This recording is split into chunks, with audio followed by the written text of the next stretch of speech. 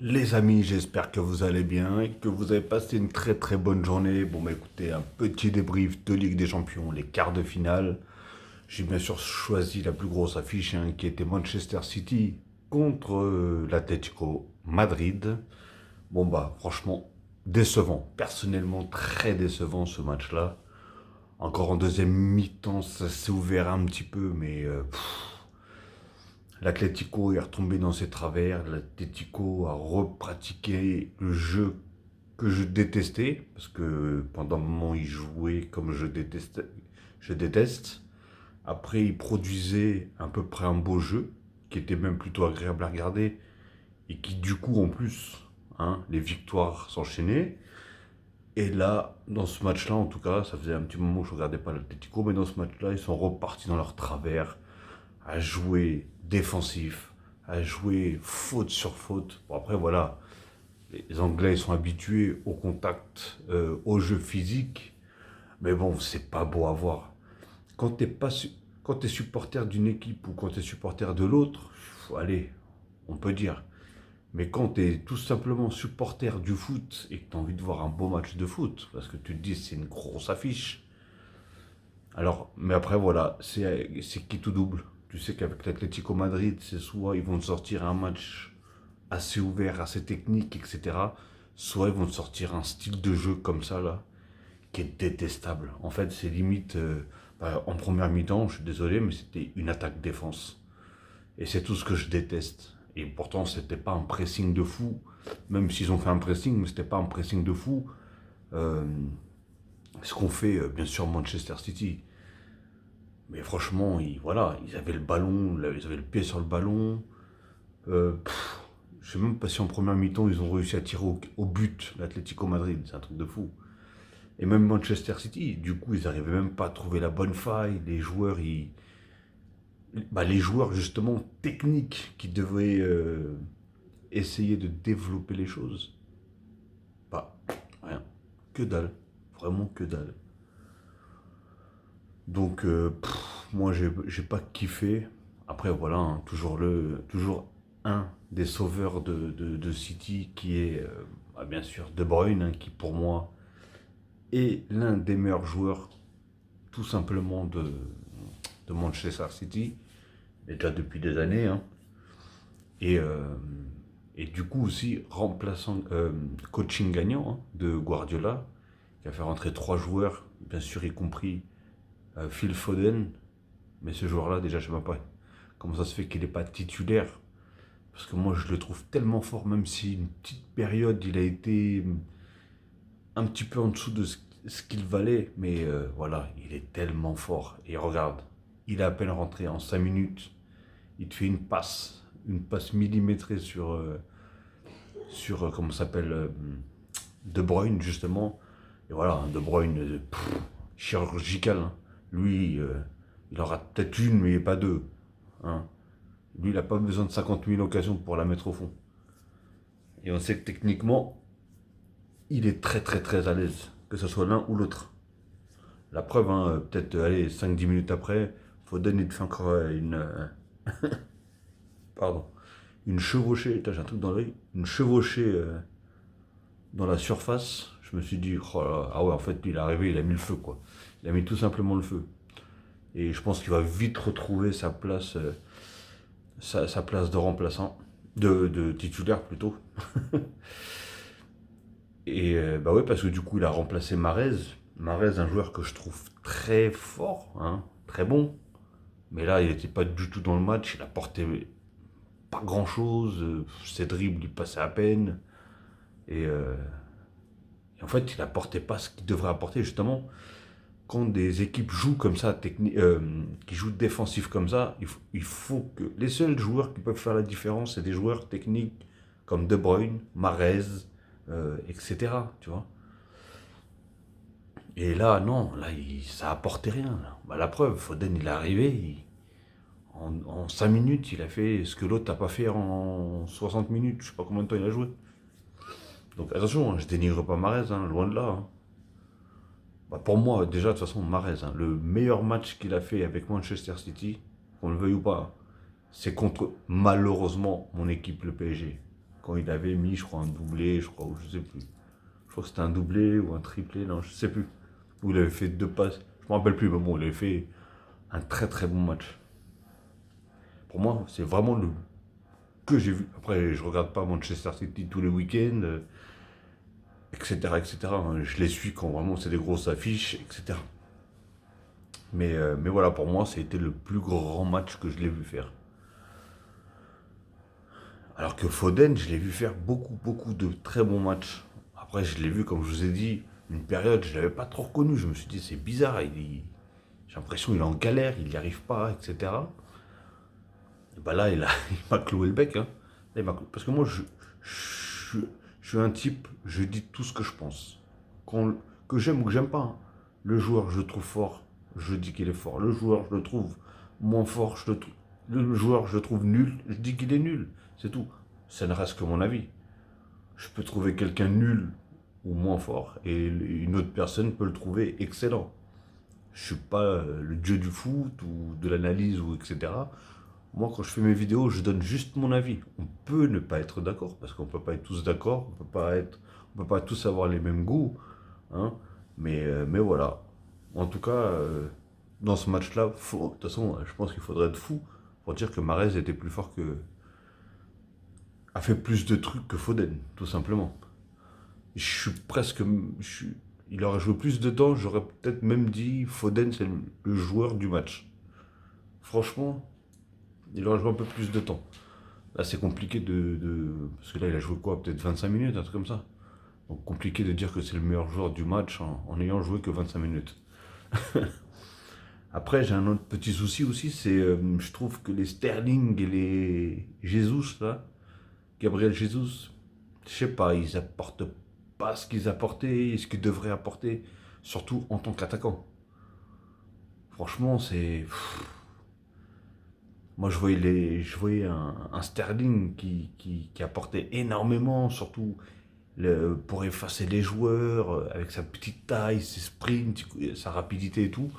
Et là, franchement, je l'ai pas trouvé au top. La preuve, hein, il est sorti direct.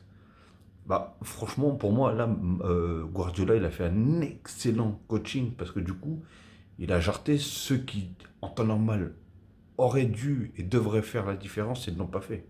Que ce soit Mahrez, que ce soit Sterling, et je sais même plus c'est qui le troisième qui est sorti, je sais plus. Après, ils ont fait rentrer Grealish ou je sais pas quoi. Bah alors lui, pour moi, je sais pas. Dites-moi pour ceux qui supportent et qui regardent tous les supporters de City, est-ce que vraiment il apporte quelque chose ce joueur-là? Parce que moi, à chaque fois que je regarde un match de City et que je le vois rentrer ou que je le vois titulaire, je sais pas. Pour moi, j'ai pas l'impression qu'il apporte énormément. Oui, peut-être que techniquement il est fort, mais je sais pas. Déjà, je le vois plus souvent au sol que debout. Après, c'est vrai qu'ils lui rentrent dedans. Bah, ils savent que c'est un joueur technique et qui peut sûrement effacer très facilement. Donc je pense que voilà, il attaque sur le physique direct. Mais je sais pas. C'est pas un joueur qui. Ah là, c'est vraiment pas le joueur qui m'impressionne, hein. Vraiment réellement du tout.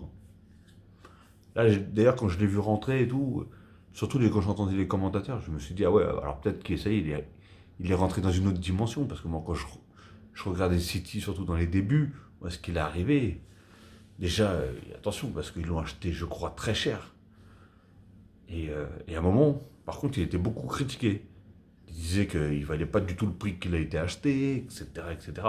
Après, ça, c'est un truc que je dis rien sur ça, parce que c'est pas le joueur qui fixe le prix à laquelle l'équipe l'achète. Tu vois ce que je veux dire? Enfin, vous voyez ce que je veux dire. Donc, je pense que vous êtes dans le même cas que moi. On n'est pas là pour juger combien vaut un joueur, tout comme ça. Mais, enfin, moi, je me base pas par rapport à ce qu'il a coûté. Moi, je me base par rapport à. Normalement, c'est un crack, normalement, c'est un talent, normalement, c'est ceci, c'est cela, et qui devrait apporter énormément. Hein. Donc, pour moi, qu'il ait coûté ça ou ça, je m'en fous. Moi, ce que je veux, c'est qu'il. Enfin, je parle en tant que supporter. Non pas de City, bien sûr, mais je pense que les supporters de City, ils s'en foutent qu'il a été acheté 2 millions ou 100 millions. Ce qu'ils veulent, c'est qu'il les fasse gagner, qu'il fasse le nécessaire, qu'il joue technique, qu'il arrive à dribbler, qu'il arrive à faire ce qu'il sait faire, tout simplement. Et en tout cas, moi, pour moi, le peu que j'ai vu, hein, pas aujourd'hui, mais sur plusieurs matchs de City, mais comme je vous ai dit, je ne regarde pas tous les matchs de City. Bah, pour moi, je sais pas. Il apporte pas grand-chose. Il apporte pas grand-chose. Il fait pas des trucs qui servent à quelque chose en fait réellement. Je sais pas comment vous expliquer. Il n'est pas décisif. Voilà, tout simplement. Voilà, c'est ça. Cherchez le mot. Il n'est pas décisif. Je ne sais pas s'il a beaucoup de buts à son actif avec City ou s'il a beaucoup de passes décisives en actif avec City. Bah, dites-le moi d'ailleurs dans les commentaires. Hein. En tout cas, n'hésitez pas. Dites-moi parce que voilà, moi c'est un joueur. Pour moi, c'est vraiment un point d'interrogation. Je ne sais pas du tout si vraiment c'est vraiment le joueur qu'on m'a vendu, hein, parce que je dis qu'on m'a vendu, que j'ai entendu parler tellement d'éloges sur lui, etc., etc. Et je me rappelle plus du tout comment il a été acheté. Bah, s'il y en a qui le savent dans les commentaires, dites-le moi, mais voilà. C'est sûr que si on me dit, oui, il a été par exemple acheté 100 millions, même si je me passe jamais sur les prix, moi je m'en fous moi, des prix.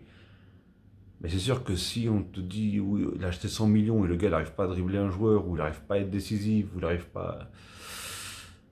Ça fait mal quand même. Ça fait mal. Après, c'est plus le budget du club. Après, ça, c'est autre chose. Moi, je parle football. Je parle pas chiffres, je parle pas ce que ceci vaut, ce que.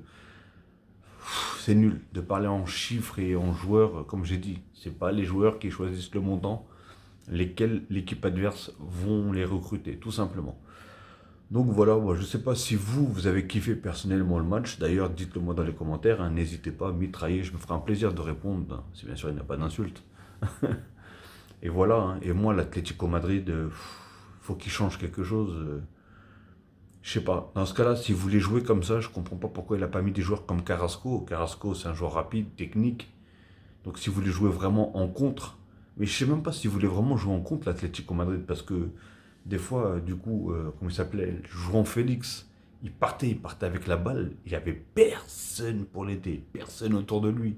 Ou là même, quand Griezmann, à un moment, je le vois, il traverse pratiquement plus de la moitié du terrain, mais il a pas d'aide, il a pratiquement pas d'aide, ou sinon les mecs sont obligés de sprinter de tout derrière. Je sais pas comment comment tu peux te permettre de jouer comme ça. Ça peut marcher, hein. On connaît de toute façon l'Atlético Madrid, c'est pas la première fois qu'ils le font. Mais ça peut pas marcher à tous les coups. Après, voilà, attention. Faut pas oublier, City, oui, ils ont été au-dessus, City ceci, City cela. Mais pour l'instant, City, ils ont que un but. Et City, ils ont joué chez eux. Donc le match retour, c'est à l'Atlético Madrid. Donc, attention, c'est pas fini. Mais je sais pas, il faut que. Du coup, je suis même presque content. Pourtant, je suis ni pour l'Atlético ni pour Manchester City. Et en plus, c'est deux équipes que j'apprécie à la base, tu vois. Que j'aime bien. C'est pas une équipe que je déteste, bien loin de là.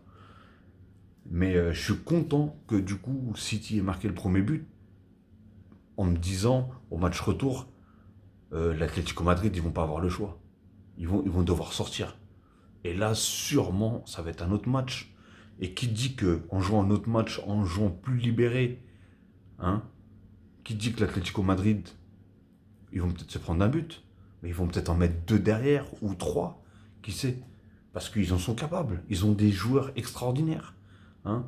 Ils ont des joueurs comme Correa, ils ont des joueurs comme Jean Félix, ils ont des attaquants comme Luis Suarez, qui même s'il a un certain âge, encore le week-end qui est passé, il a mis un doublé. Jean Félix, il a mis un doublé aussi. Je sais plus contre qui ils ont joué, je crois contre Alaves ou un truc comme ça, mais bon bref, que ce soit l'un ou l'autre. Mais voilà, ils ont des joueurs comme Griezmann, ils ont plein de joueurs.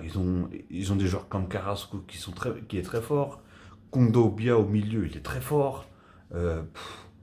Donc c'est ça que j'arrive pas à comprendre pourquoi il insiste Simeone à jouer comme ça. Et je suis même pas sûr que les joueurs ils kiffent réellement jouer comme ça. Ils n'ont pas le choix. Hein. Leur coach il leur dit vous jouez comme ça. Ils vont pas s'amuser à faire tout le contraire de ce que dit le coach, forcément. Mais je suis pas sûr que.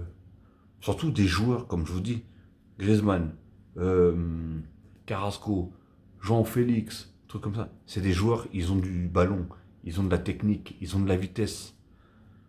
Pour eux, ils préfèrent jouer euh, comme joue tout simplement une équipe normale, ou comme quand joue l'Atlético Madrid, quand il joue normal, il joue libéré, il joue plus en haut. Là ils jouaient complètement dans leur terrain, c'était horrible à regarder.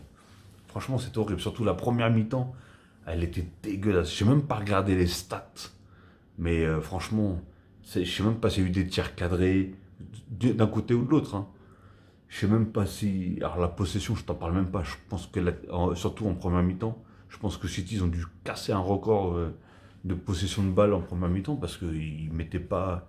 Ils prenaient pas la balle, hein. Ou à chaque fois qu'ils prenaient la balle, l'Atlético, il la perdait. Après, ils voulaient tenter des choses. On voyait qu'ils voulaient tenter des choses.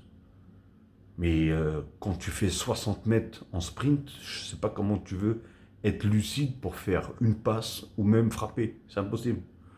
Tu peux être qui tu veux, tu peux faire ce que tu veux. Je sais pas. Je sais pas comment tu. Je sais pas. Franchement, je sais pas comment il réfléchit, même si oui, apparemment, ils ont des entraînements très intensifs, très physiques et tout ça pour le cardio et tout. Mais bon, quand même, hein. Je sais pas.